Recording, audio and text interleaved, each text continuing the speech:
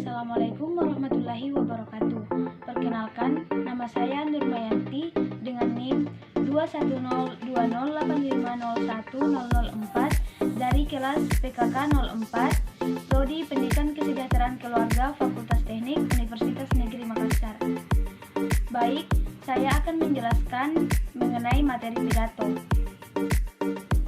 Pidato adalah suatu kegiatan berupa ucapan dengan susunan yang baik untuk menyampaikan gagasan kepada orang banyak. Teks pidato adalah bentuk komunikasi satu arah yang berupa pengungkapan pikiran dan gagasan dari pembicara tentang suatu hal kepada banyak orang. Teks pidato bertujuan untuk mempengaruhi orang lain agar mengikuti kemauan atau maksud kita secara sukarela. Saat berpidato, diperlukan adanya orator dan audiensi. Orator adalah orang yang berpidato, sedangkan audiensi adalah orang yang mendengarkan kita yang sedang berpidato. Adapun struktur dari teks pidato, yang pertama salam pembuka. Salam pembuka biasanya terletak pada bagian awal pidato. Contohnya seperti Assalamualaikum warahmatullahi wabarakatuh, salam sejahtera bagi kita semua, selamat pagi, dan lain sebagainya. Yang kedua, ucapan penghormatan. Biasanya, ucapan penghormatan tersebut diberikan kepada pejabat tinggi yang telah hadir dalam acara pidato tersebut. Misalnya, dalam acara sekolah, maka ada beberapa ucapan penghormatan yang diberikan kepada kepala sekolah dan juga bapak ibu guru yang hadir dalam acara tersebut. Contoh ucapan penghormatan yang biasanya dibawakan pada acara pidato sekolah seperti yang saya hormati Bapak Kepala Sekolah, yang saya hormati Bapak dan Ibu Guru serta staf dan teman-teman sekalian yang saya banggakan. Tentu saja ucapan penghormatan berbeda-beda.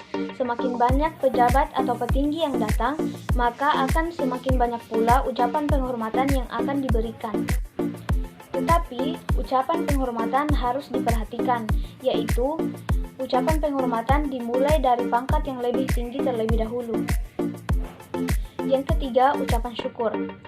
Bagian tersebut biasanya berisi tentang rasa syukur karena bisa berkumpul bersama para hadirin. Contohnya, puji syukur kita panjatkan kehadirat Allah Subhanahu wa Ta'ala yang telah memberikan kita rahmat sehingga kita bisa berkumpul bersama dalam acara ini. Tak lupa pula salawat serta salam tetap tercurah kepada baginda Nabi Muhammad SAW, Rasul akhir zaman yang kita nantikan syafaatnya kelak. Yang keempat, isi pidato. Bagian tersebut adalah bagian paling penting dalam pidato. Biasanya bagian tersebut berisi tentang gagasan, informasi, ide, dan hal lainnya yang hendak disampaikan dalam pidato tersebut kepada para hadirin. Yang kelima, penutup pidato. Biasanya pada bagian tersebut berisi tentang ucapan permohonan maaf ketika ada kesalahan kata. Dan yang terakhir adalah salam penutup. Selanjutnya, jenis-jenis pidato. Menurut Jalaluddin Rahmat, dalam bukunya yang berjudul Retorika Modern Pendekatan Praktis, jenis-jenis pidato berdasarkan tujuannya dibagi menjadi 4, yaitu pidato informatif, pidato argumentatif, pidato persuasif, dan pidato rekreatif. Yang pertama, pidato informatif. Pidato informatif merupakan pidato yang bertujuan untuk memberikan informasi penting atau pengetahuan baru. Informasi dan pengetahuan tersebut diberikan kepada komunikan atau pendengar dengan tujuan agar halayak mengetahui, mengerti, dan menerima informasi tersebut. Yang kedua, pidato argumentatif. Pidato argumentatif adalah pidato yang mengandung argumentasi, dalil, alasan, dan data yang digunakan untuk mendukung atau menolak suatu pernyataan opini, pendapat, atau keyakinan tertentu. Untuk memperkuat daya terima dari argumentasi yang dikemukakan, dibutuhkan data-data faktual, statistik, bukti-bukti, dan kesaksian dari seorang pakar ataupun tokoh. Yang ketiga, pidato persuasif. Persuasi adalah proses mempengaruhi pendapat tindakan, dan sikap orang dengan menggunakan manipulasi psikologis, sehingga orang tersebut terkesan melakukan sesuatu dengan keinginannya sendiri. Yang terakhir, pidato rekreatif. Pidato rekreatif seringkali disebut juga sebagai pidato kekeluargaan. Pidato jenis ini pada umumnya menyuguhkan suatu kegembiraan yang dapat dinikmati bersama dengan penuh rasa kekeluargaan dan persaudaraan. Selanjutnya, metode penyampaian pidato. Yang pertama, metode naskah atau manuskrip. Dalam metode ini, naskah pidato ditulis secara lengkap sesuai dengan apa yang akan disampaikan. Pidato disampaikan persis dengan apa yang telah disiapkan. Cara ini digunakan untuk menghindari kesalahan dalam menyampaikan pesan atau materi pidato yang akan disampaikan. Yang kedua, metode hafalan atau memoriter.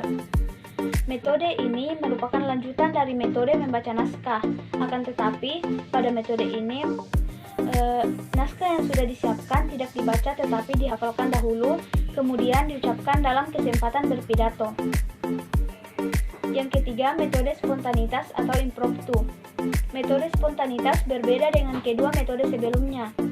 Pada metode ini, pembicara tidak menyiapkan naskah atau membaca naskah.